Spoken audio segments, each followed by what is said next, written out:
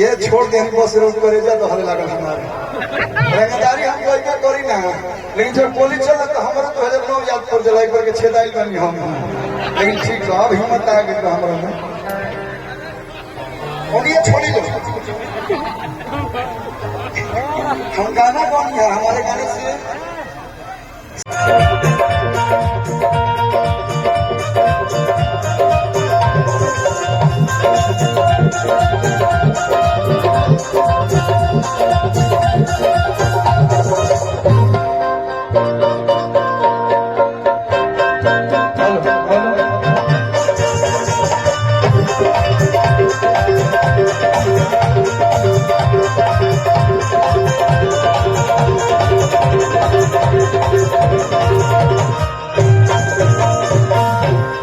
Hello hello hello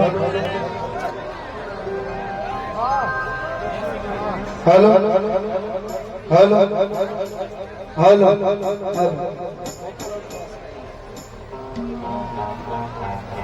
का हाल बा? ठीक बानी लो। आई सबसे पहले आज सत्यम भैया के दीपोत्सव में जितना लोग भी उपस्थित भइल बनी, खास करके अतिथि लोग कहला हमने के अतिथि देव भव। ते गांव में जितना भी अतिथि गण लोग आयल बनी, सब लोग के स्वागत, सब लोग के अभिनंदन बा। बाबा विश्वनाथ के पावन धरती बनारस से शायद आप लोग आयल बनी, सब लोग के स्वागत बा। साथी दीपोत्सव में हेलो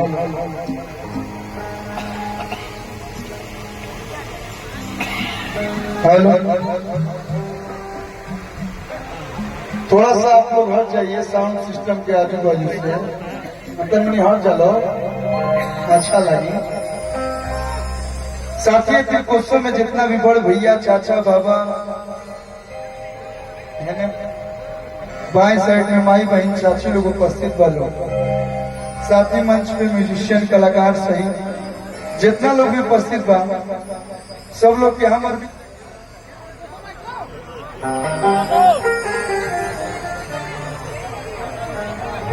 हेलो हेलो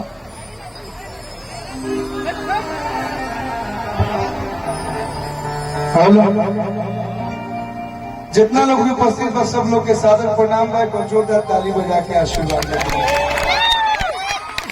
देखिए हर कलाकार आवेला तो हर जगह जाला, काहे कि ओकरा ढेर सारा पैसा रुपया, कहीं कहीं सोना के सिकड़ी अंगूठी बहुत सारा चीज मिलेला, लेकिन ई कार्यक्रम में हमने क्या आई मानी सब। ऐसे तो कौन जिला है? बक्सर जिला है ना भैया,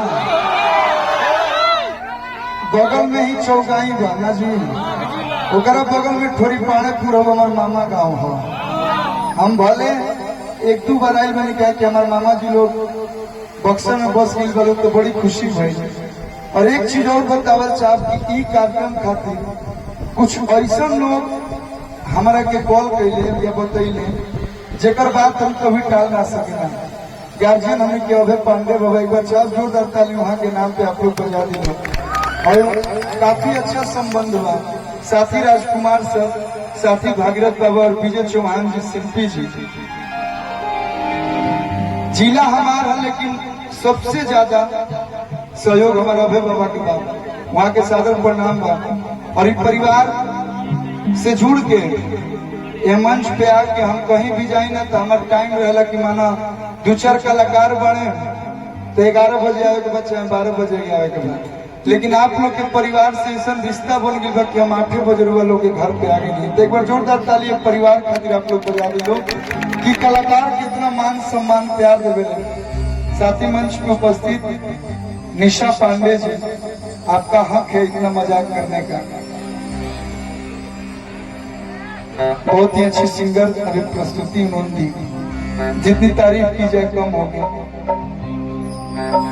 हमारे बहन हमने के प्यार से पूछिया कहनी से शिल्पी बाबू बाड़ी, जिला में स्वागत बाबा। जैसन की निशा जी बतौनी है कि कल्पना जी के बाद हर कलाकार के को अलग अलग दायरा होला कि क्यों ई गाई का अच्छा लगी, लेकिन शिल्पी राज में भगवान माँ सरस्वती ऐसा कला दिले बड़ी कि कोनो भी गीत गावेली तो गीत के आपन बना ले बेली। बहुत कम सिंगर होगा तो शिल्पी राज खातिर जोरदार ताली आप लोग सदन से बजा लो। विजय भैया अरे कोरिया समी जावा जी जावा दे ले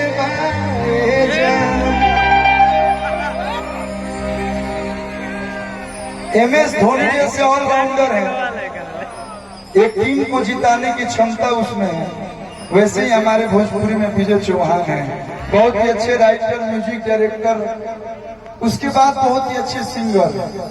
और हम लोगों में क्या कला है वो रिकॉर्डिंग स्टूडियो में आप इतने अच्छे से सिंगिंग कराते हैं। दिल से थैंक यू भैया जो आपका साथ होते हैं।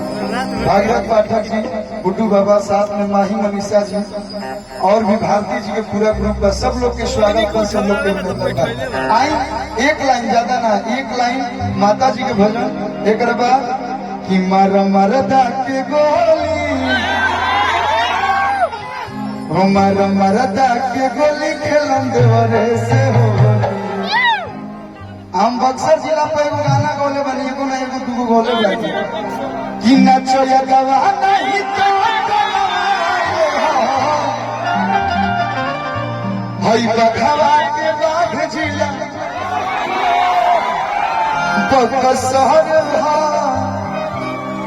चाचा जी हमारे से लोग कहा कि तू अपना जिला के आगे बाघ काहे लगावेला, तो बहुत कम लोग के जानकारी हुई। पहले बक्सर के नाम व्याधेश्वर रहे, बाघों की नगरी व्याधेश्वर कही जाती थी, इसीलिए हम बाघ बोलते हैं। लोग शेर चीता लगाई लेकिन जब बाघे लोग पैदा हुए। लेकिन एक लाइन माता रानी के प्रेम से शेरा वाली मैया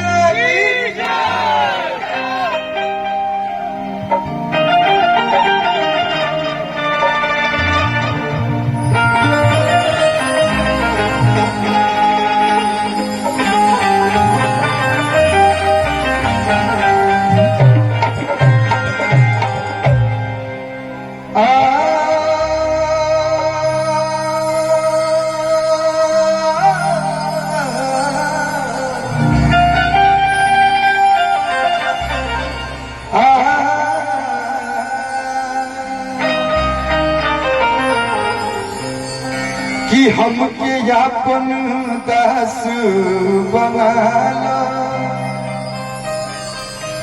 विनती करी हजार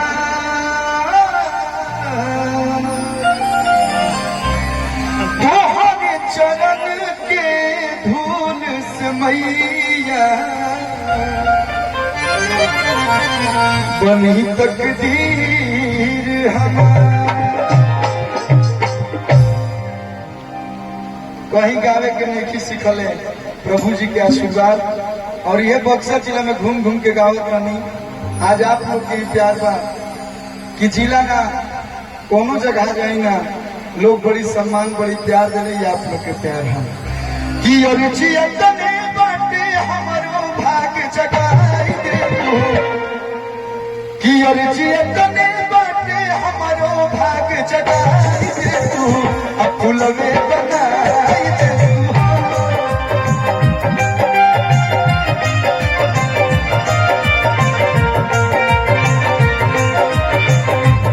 अरुचि तने बाटे हमारो भाग जगाई दे तू, फुलवे बनाई दे तू।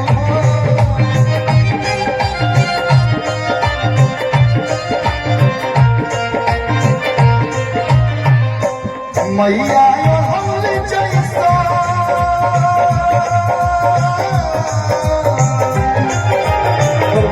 माई हो जैसन हमरो के अपनाइले,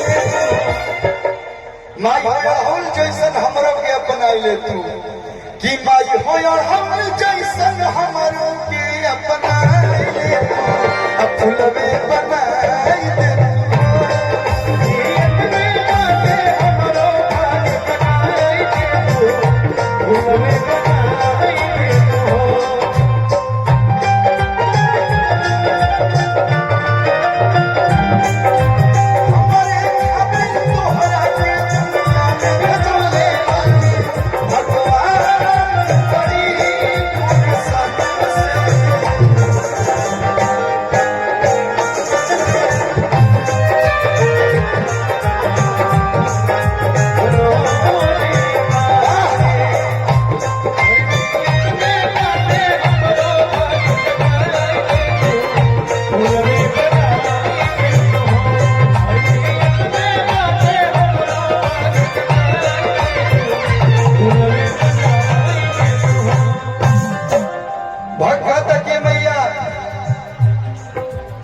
हमारा दुल्हे राजा के बड़े भैया बहुत सारा प्यार माता रानी कृपा बनौले रहस। सोचिया सवेरे पूजती चरनिया हो जाए समर्थ मैया मोहर जिंदगानी हो जाए समर्थ मैया मोहर हो जाए समर्थ मैया मोहर सजिया सवेरे पूजती चरनिया हो जाए समर्थ मैया मोहर जिंदगानिया।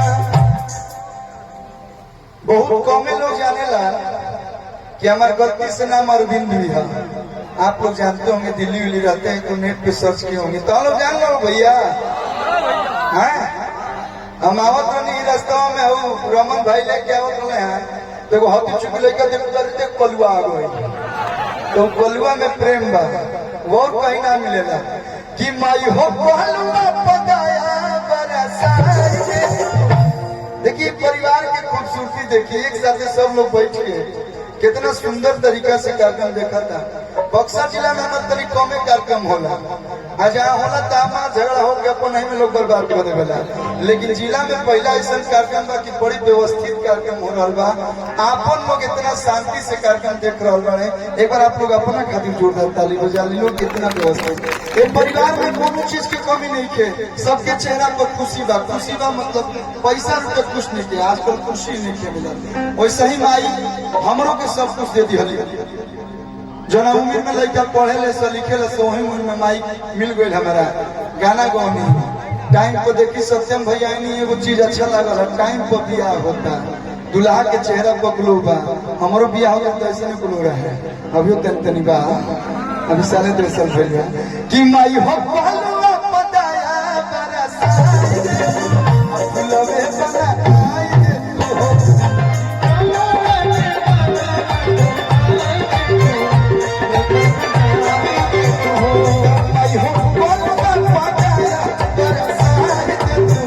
फुलवे बनाए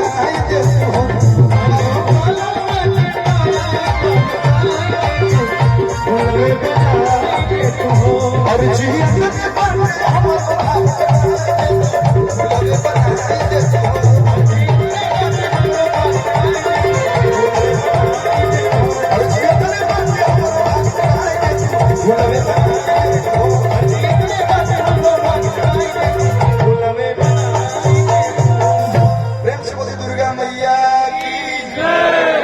कृपा है। परिवार के साथ साथ हम सब कलाकारों के बनल है। अब आई कहे तिलक के कार्यक्रम है, एगो दूगो सार लोग आयल बलो केने बलो का हित मतलब भैया के हित हमार का चीज में लगी है। अच्छा अभी है अगला परम गढ़नी में बा साटा लिखा के, लेकिन 50 रुपये के देवेला। अच्छा जी बहुत सारा आशीर्वाद, हम बड़ा बढ़िया। हाँ ऐसे फिर 50 बहुत सारा आशीर्वाद। देखिए हम एगो दूगो बियाह के बड़ा बढ़िया बढ़िया गाइला तो कुल लोग के सुनावे के बाद बड़ी हम सोच विचार के ऐसे माहौल मिले तो गाने गाने अच्छा लगे। एगो दूगो गाड़ी सुना दिया जी लोग। आप लोग शायद यूपी से आए हैं, बनारस से ना, हम भी बनारस से रहते हैं, लेकिन बिहार में बड़ी चुन चुन के गरियावा जला। अभी ये सुना नहीं है हिनी हमारे माई बहन चाची लोग बा लोग ऐसे नहीं कार्यक्रम करे के चाहे सब लोग। आज भागीरथ पाठक जी भागीरथ म्यूजिक वर्ल्ड के माध्यम से कार्यक्रम को आयोजित किया गया है, लोग को बुलाएंगे।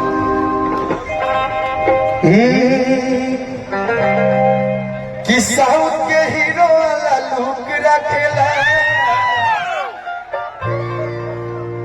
हो,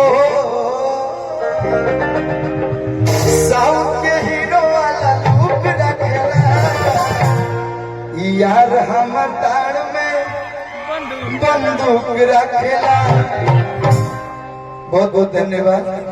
देखिए हम बिल्कुल रंगदारी उंगदारी वाला गीत ना गाओ नहीं, लेकिन अपना ना लोग कहे लगो कि बक्सर जिला के हवा को तू गाव, तो पहिका ये गानी कि बुझी है ना हम सड़क छाप होई, बुझी है ना हम सड़क छाप होई, अरे सब रंग बाजन के बाप होई,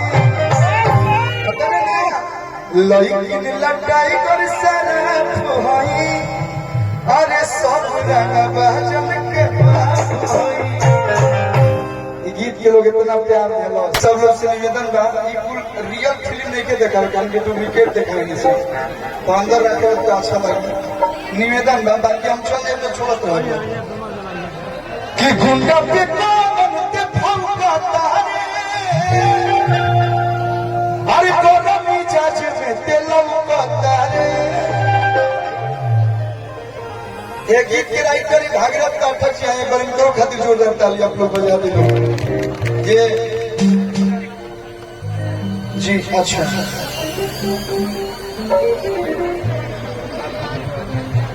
देखिए हमारे सब परिवार सत्यम भैया का परिवार का हमारा परिवार चाहता कि माही मनीषा जी भी आप लोग आए लोग एक बार जोरदार ताली बजा के आप लोग स्वागत कर दो। लोग के कलाकार के अच्छा जोरदार ताली बजा। बक्सर जिला वाला बाजे हो, बक्सर जिला मतलब लयदार जिला, संगीत सीने वाला कहे के बाद कि गुंडा पे कौन ते फौका तारे, अरे तोरा मिजाज में तेलम का तारे, बोल न बोल हमारा में कौन चूक लगेला, बोल न बोल हमारा में अरे कौन चूक लगेला। तो कहे कि भैया मुझे सीसी बाबू बोले बड़ी कि साउथ के हीरो वाला लोग रखेला, साउथ के हीरो वाला लोग रखेला, जिला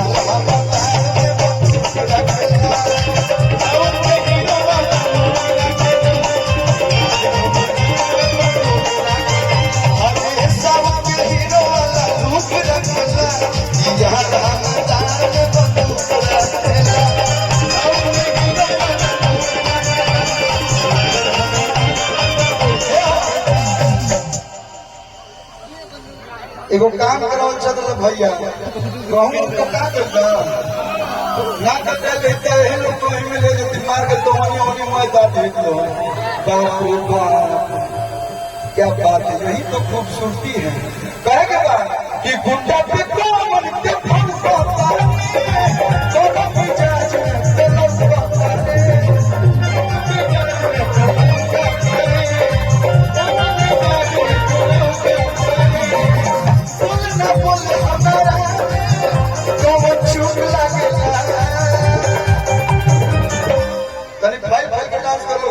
चावेला तो कहे के बा साउथ के हीरो वाला लुक रखेला, साउथ के हीरो वाला लुक रखेला, यार हम ताल में बंदूक रखेला, साउथ के हीरो वाला लुक रखेला,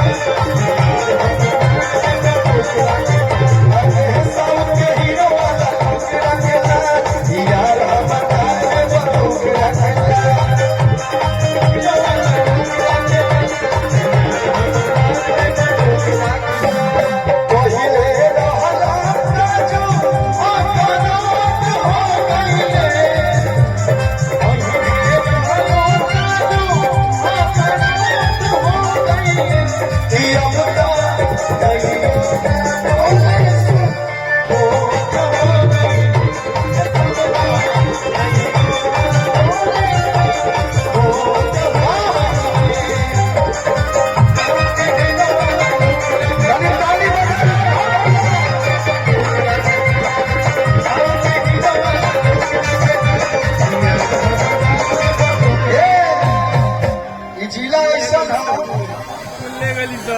आप बक्सर जिला में कई बार आ चुके होंगे, लेकिन ये जिला ऐसा ना जो कलाकार के प्यार करेला दिल में बसा लेवेला। भाई पैसा का हम टुकड़ा के टुकड़ा लिखा दिए मेरा है बक्सर वाला के खुश करके जाइबे ना तो कैसे मन लगी कहे के बाद चार जिला में बोले टूटी।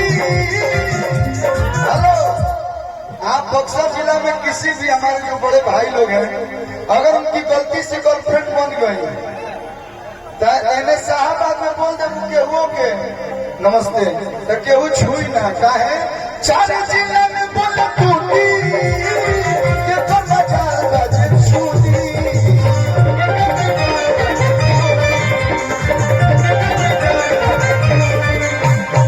चार जिला में बोले टूटी के तो मजा बाजे छूटी।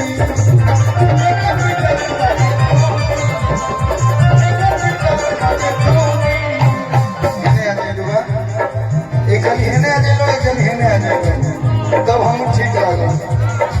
मरे से काहे नहीं डरता छती में गलती तू करता।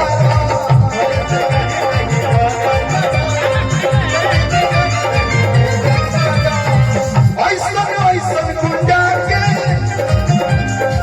ऐसा ऐसा गुंडा के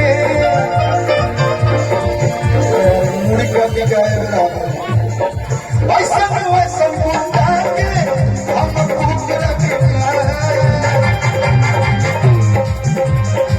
ऐसा वैसा गुंडा के हम कूद रखना।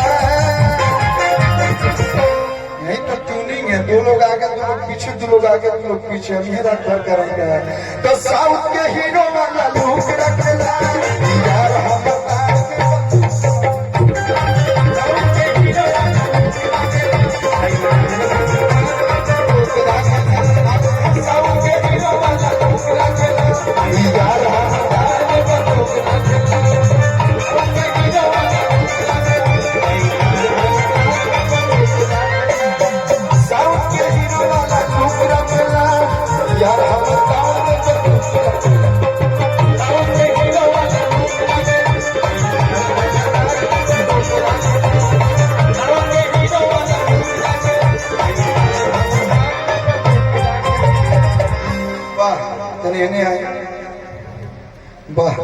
एक बार जोरदार ताली कर अच्छा लग रहा है। बजाते रहिए चलिए गार्जियन लोग के ना, लेकिन जो हम पीछा हमारे भाई खड़ा वाले सब ओ भाई सब से ये जिला पे हम गीत बोल रही सब लोग सुन लो कि नचया गवाना ही तो कनवाले हो हई बघवा के बाघ जिला बक्सर ये लोग तो हर जगह कार्यक्रम करने जाती हैं।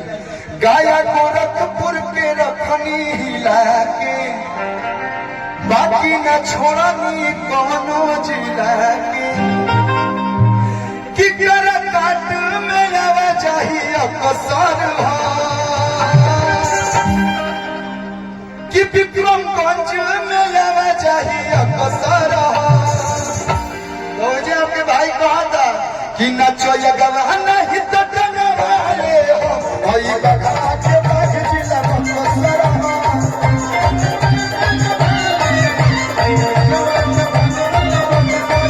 नचो ये गवाना ही तो वाले हो भाई बघा के बाघ जिला बक्सर।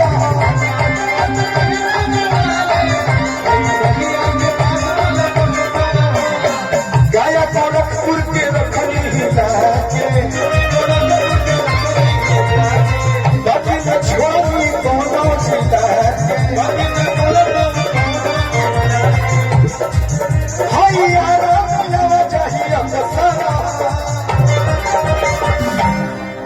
हमर देवरिया में आवे चाहिए तो कहे के बाद कि नचया गवाना ही तो वाले के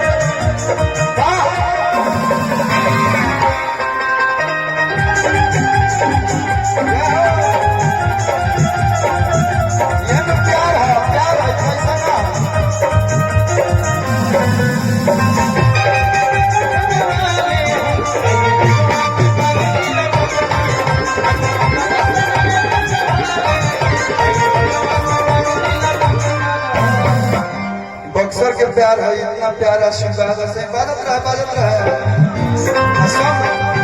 अरे हट जिला रोहतास हो बिना पढ़ले को दी पास हो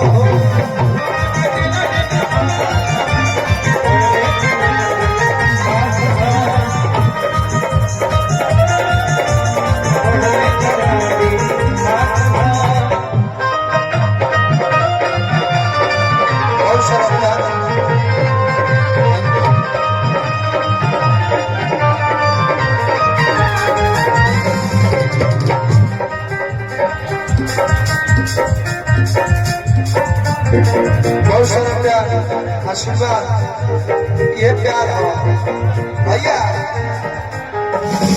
ये पैसा नहीं है ये प्यार है लोग जाना था कि कोलवे अगर फॉर्चूनर से चला था तेल पानी लगे एक्स्ट्रा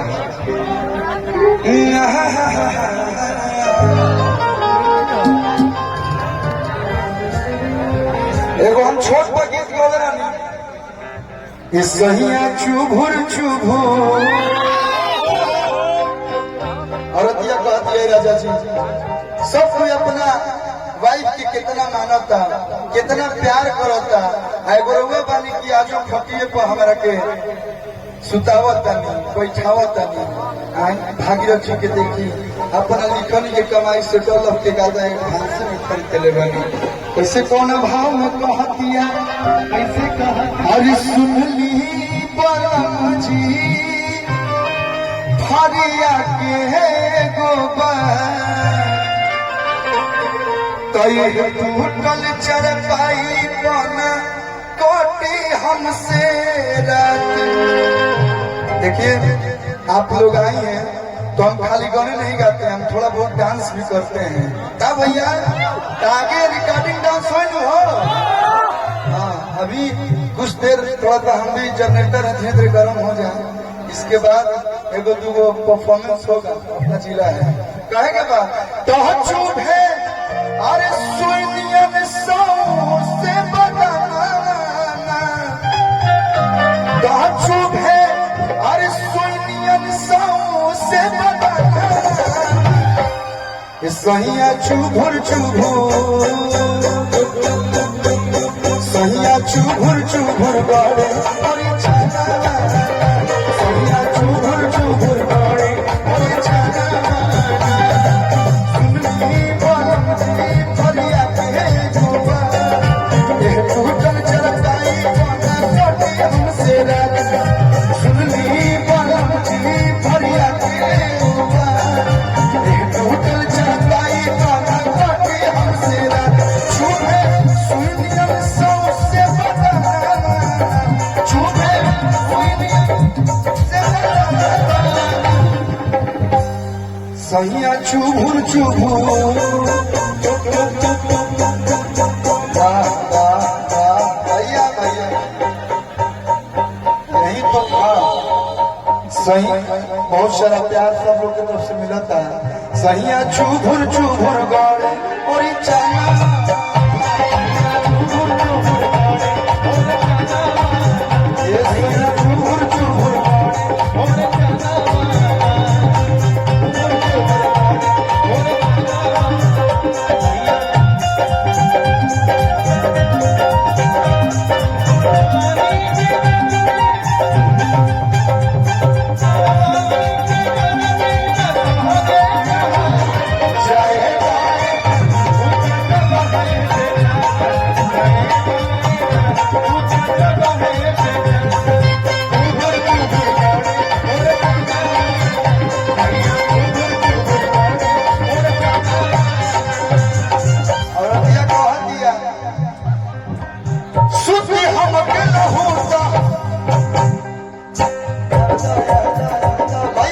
अब हमारा तनी मनी डांस करे के मन करता कदी भैया हल्का सा देखिए चाचा जी हमने गार्जियन आगे बैठल बनी न जाए समय के लेकर वो जान कदी कोलू का कर ले तब बुलाओ रोवर खातिर तो आज लास्ट शर्म बिल्कुल छोड़ के देखिए थोड़ा बहुत आवे हम निशा जी को क्या डांस करती है ओ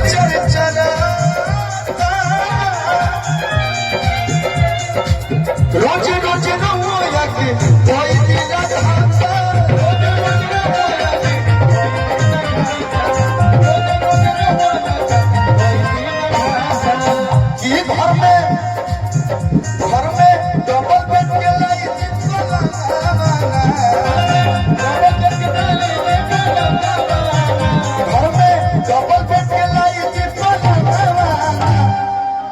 सैया चुभुर चुभुर बाप रे बाप भैया, हम जब छोट रहे हूँ तो बक्सर सोहनी पट्टी सिविल लाइन लगत रहे को स्प्रिंग पे महिषासुर मरात रहे एवर हम एगो महिषासुर के डांस देख रही थी, एगो ये दोनों लोग के डांस देखा तनी बाप वाह गार्दा गर्दिश भैया। यही पर एगो भाव याद आई, एगो होता है पिछावा से चूक राजा की, एगो होता है पिछावा से चूक राजा जी। बताई पढ़े टाइम में यह गाना बोले रहनी मास्टर 70% दे रहे हैं। तलगाई दी चोलिया के हो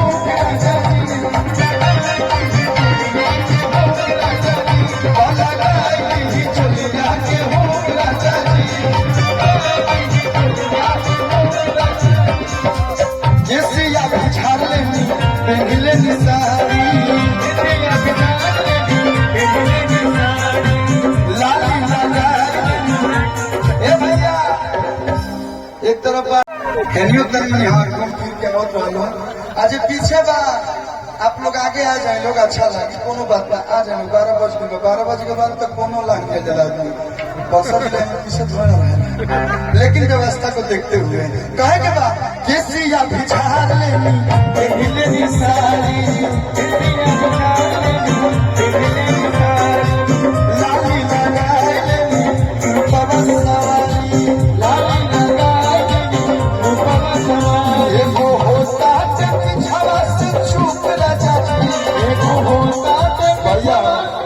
सरवन पाल के देखा तारा बुझा तो बुझा मारे हो तेरे का आराम से सरवन पाल की एगो होता पिछड़ा से चुप राजा जी, एगो होता पिछड़ा से चुप राजा जी। तला गाई दी चोली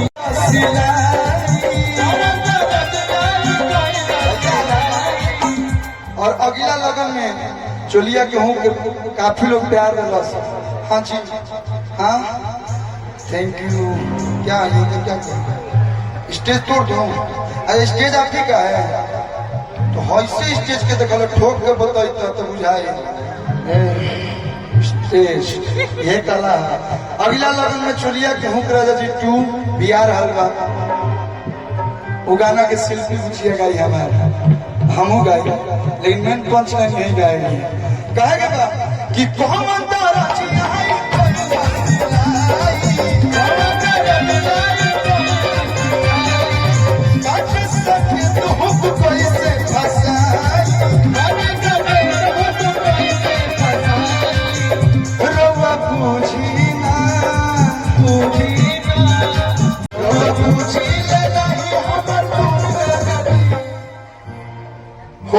बूझी ले नहीं, अरे हमर दुख राजा जी अब लगाई दी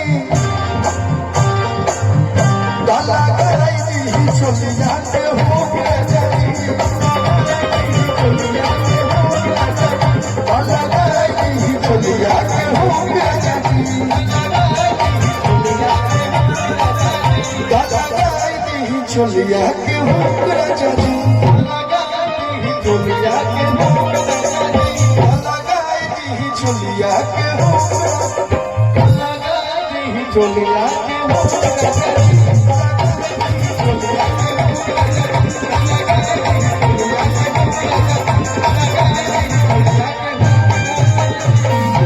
वाह बहुत सुंदर। हमको तो